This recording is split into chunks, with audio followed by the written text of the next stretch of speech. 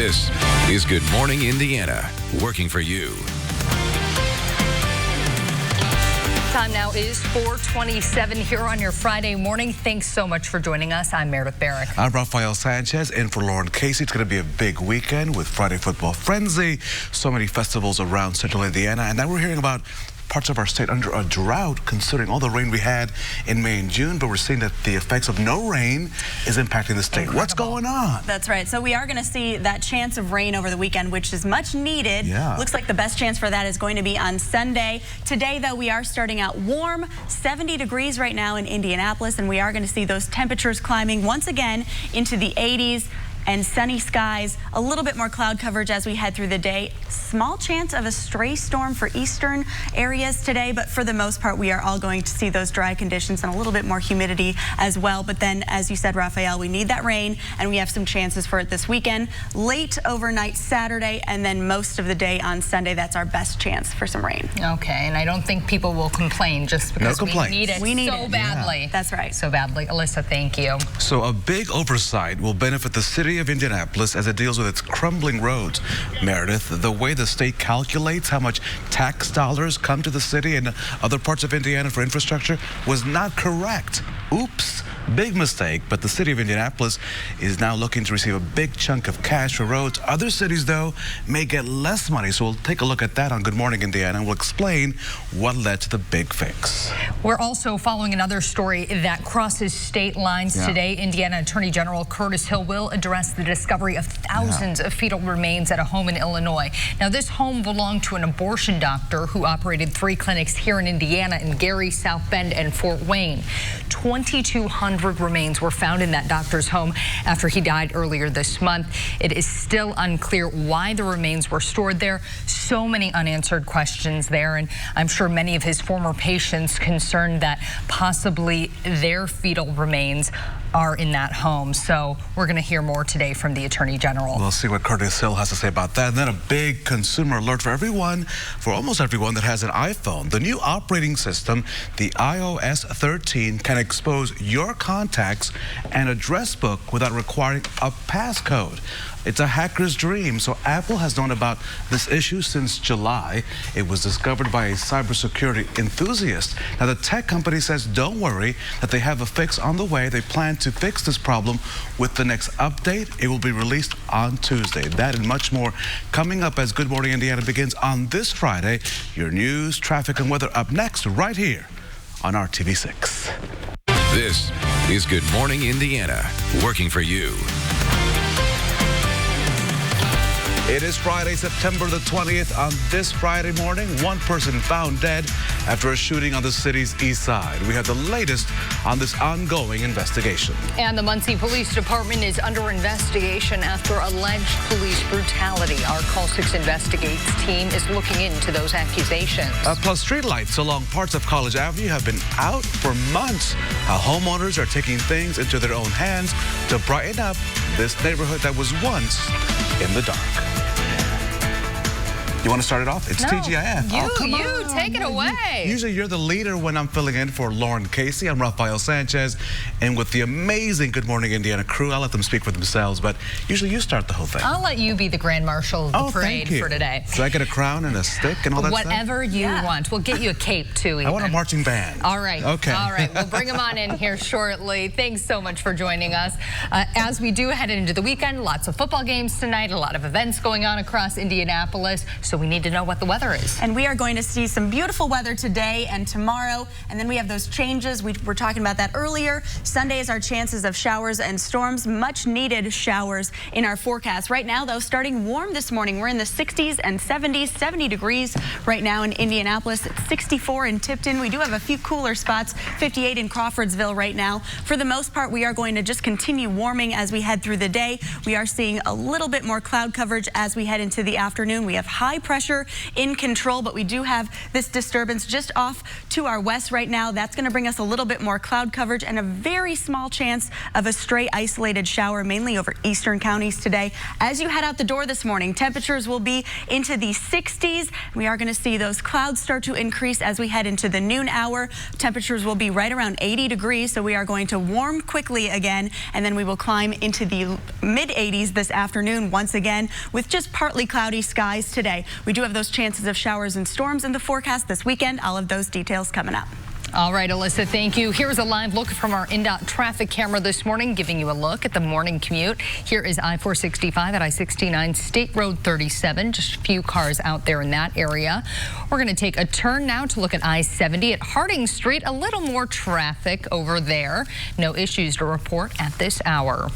We begin now with breaking news from overnight. One person is dead after a shooting on the city's east side. Officers called to the 600 block of Carlisle Place around 11 last night on reports of shots fired. When they arrived, they found a man in the alley suffering from at least one gunshot wound. He was pronounced dead at the scene. Homicide detectives quickly responded and are investigating this incident. Anyone with information about the shooting is asked to call Crime Stoppers. That number is 317-262-TIPS. 5 people were hurt after a crash on the north side of Indianapolis last night. 3 vehicles were involved in the crash, which happened around 9:30 in the 4700 block of Michigan Road. 2 women had to be freed from their vehicle and were taken to the hospital in critical condition. A man was ejected from his car and is also in critical condition. 2 people in the third car were also hospitalized and are now in stable condition.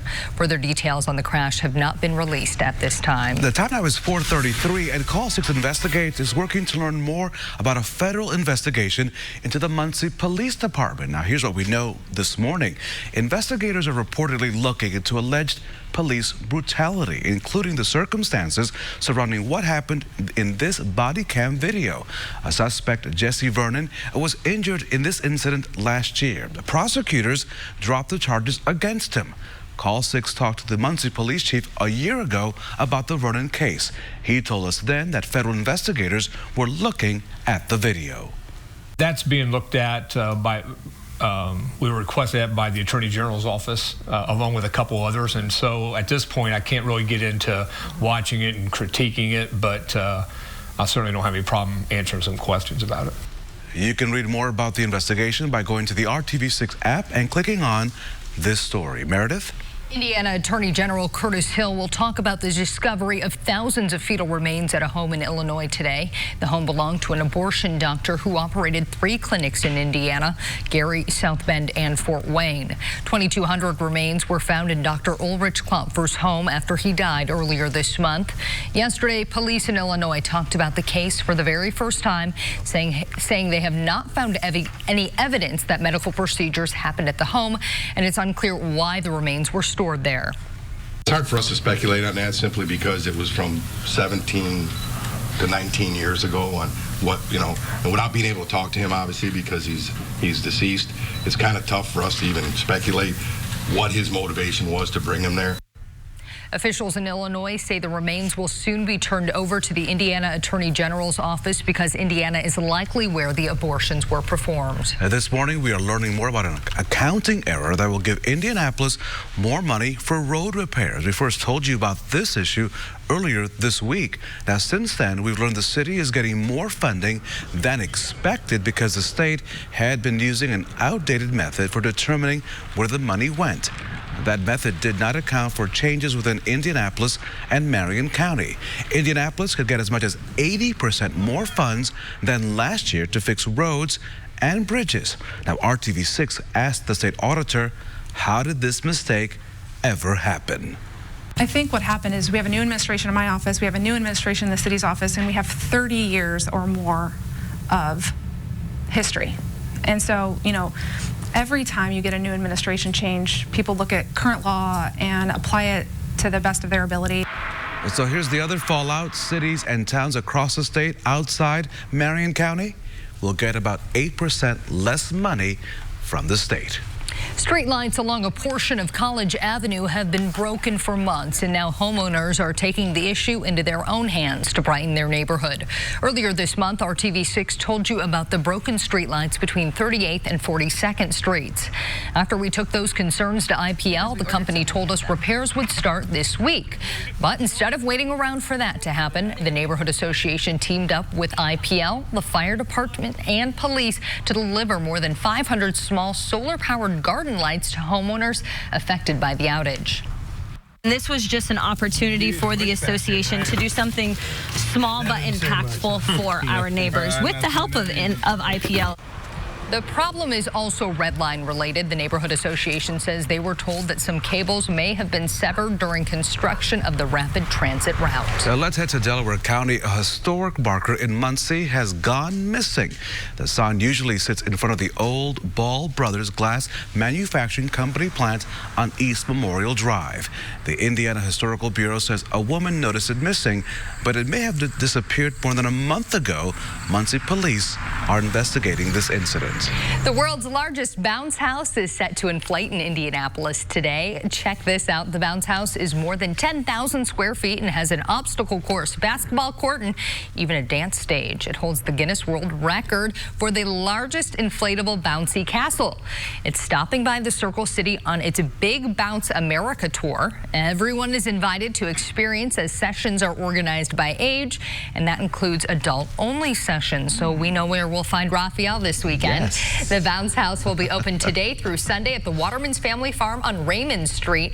And if you can't go this weekend, good news, it will be back the following week on September 27th. Tickets can be purchased at the event box office or online. I'm buying the team's tickets. We are all headed to the bounce house. We'll bounce on over. Let's go over. Come on. Coming up next, security concerns over iPhone's latest update. How hackers could easily access information about your contacts. And 2 people are dead as tropical depression Imelda continues to flood parts of Texas. Straight ahead, the latest on the dangerous storm. And we are going to see another pleasant day, a little bit more cloud coverage this afternoon, still in the 80s, staying that way tomorrow as well. And we have some changes on Sunday. I'll break down the details and what you need to know coming up. Bellies and checkers. Fast foodies know the deal. Good morning to Franklin, Frankfort, and Frankton. It's going to be a fantastic Friday as we take a look at your morning commute. A live look here at Traffic Now camera system at I-65 at 82nd Street. As you can see, it's beginning to pick up.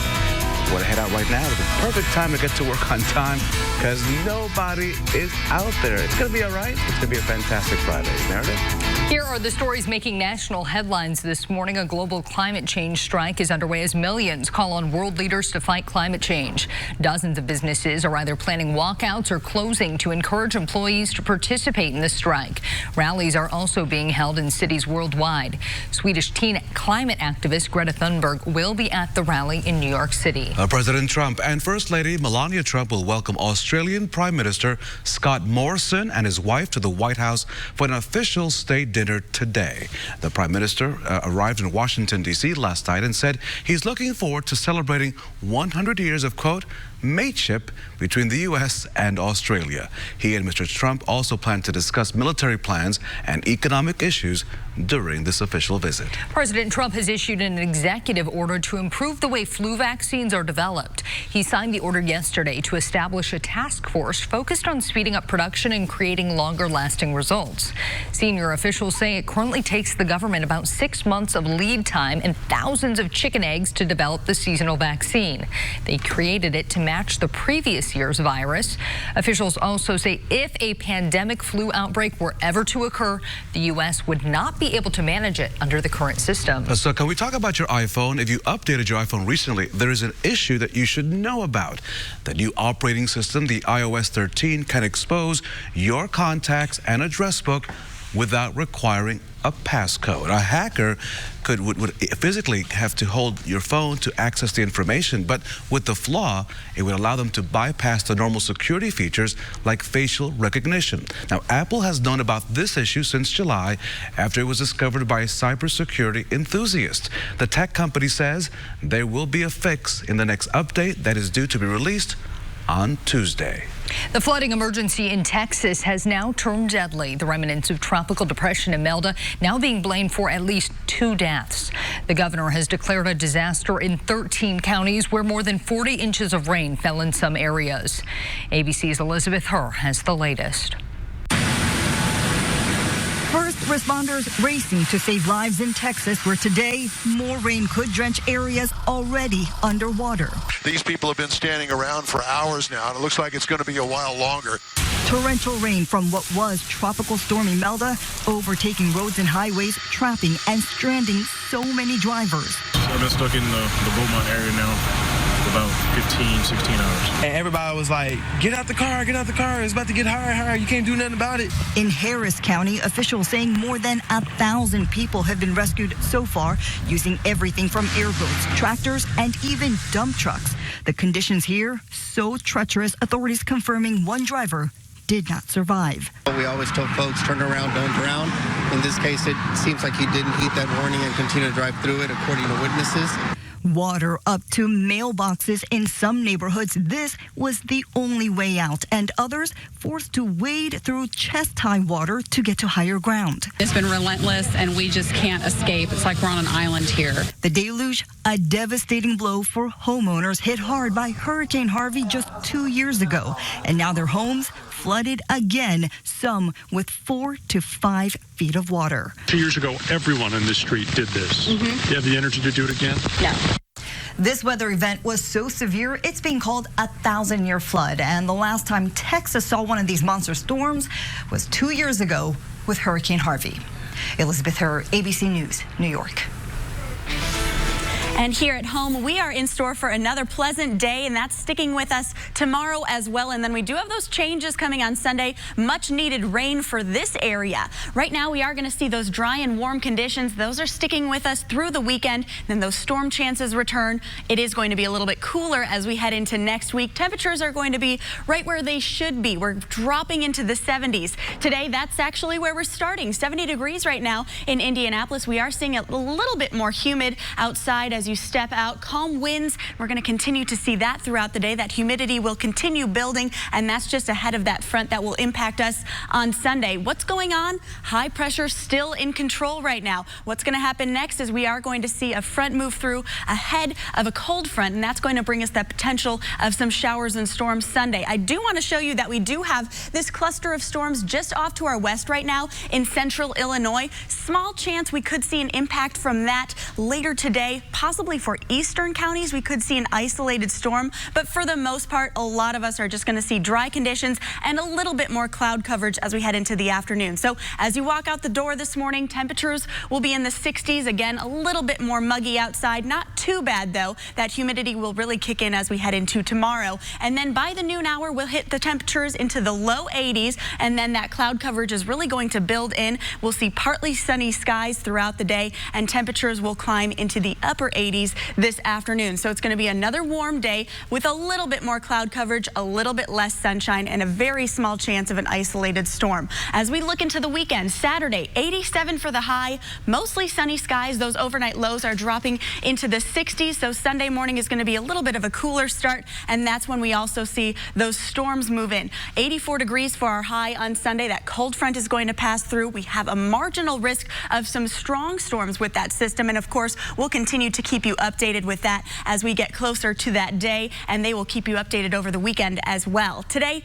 starting out very nice this morning. Temperatures in the 60s across the area, climbing into the 80s by the noon hour. Those clouds increasing, 86 degrees for our high, and then we are going to start to see those temperatures drop off next week. Again, 70s is where we should be this time of year. So we'll finally be back to those seasonal temperatures. 86 today, 86 tomorrow. Pleasant conditions, and then those storms move in Sunday. Again, marginal risk of some strong storms at this point. Could see some of those continuing to Monday morning, and then temperatures drop off into the 70s, right where we should be this time of year. Alyssa, thank you so much. Good morning to Bogstown, Bloomington, and Bargersville. As we take a look at your morning commute today, I-70, I-65 in our Traffic Now camera system, our in-dot cameras, you can see all looking good there on the north split. One more look. Let's go to the west side. Those of you heading out to the airport, you should be okay. There are no major delays or problems at the airport. And as you can see, based on your commute into the airport, everything is looking A-okay. Meredith? We are still more than a year away from the presidential election, but Amazon is making it easier for you to donate to a candidate's campaign. Starting next month, you can use Amazon Alexa to give a 2020 presidential campaign a donation. The voice-controlled device will allow you to donate between $5 and $200. It will only work if the campaign is signed up to receive donations. Like other companies, Walgreens is now testing out a drone delivery system. The pharmacy chain says it will begin trials for on-demand deliveries next month in the state of Virginia. Customers will not be able to get prescriptions through the drone, but it will be able to deliver food, drinks, and over-the-counter medications. Amazon is also working to use drones for package deliveries. Oh, what a game changer for when you're under the weather and you just don't want to go out. Some Funyuns and a Fanta, that's all I want. More than 1 million people are expected to make their way to Area 51 today after a Facebook event hoax. How companies are taking advantage of the internet phenomenon. And coming up at 5 here on Good Morning Indiana, a group calling on Indiana lawmakers to talk about gun violence prevention, what they think needs to be done to reduce the violence and prevent the behaviors that lead to that. But first, let's check in with Court TV. Hey, Vinny. I'm Vinny Politan. Today on Court TV, high drama in the courtroom. It's Iowa versus Todd Mullis. He's been charged in the death of his own wife, and the millionaire farmer on the witness stand yesterday. Today, cross-examination. We are live in Iowa today on Court TV. Vinny, thank you. Don't forget you can watch the all-new Court TV live on your mobile device by visiting CourtTV.com. We'll be right back. Budget stretches further at Mattress Firm. Good morning, Indiana. We are taking a live look at I-65 at Lafayette Road. A couple of cars out there. You can see those construction barrels.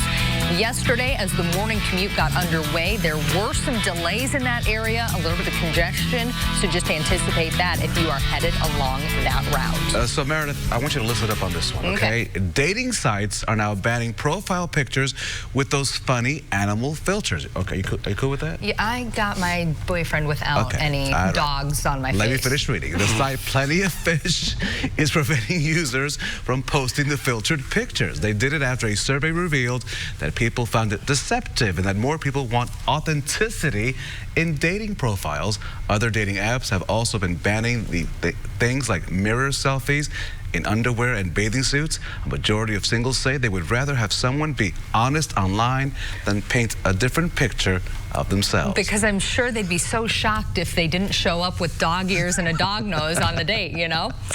Well, more than 1 million people are expected to storm Area 51 today after a Facebook event was started as a joke. It was posted by a California student in June and went viral. 2.1 million people have RSVP'd to the event.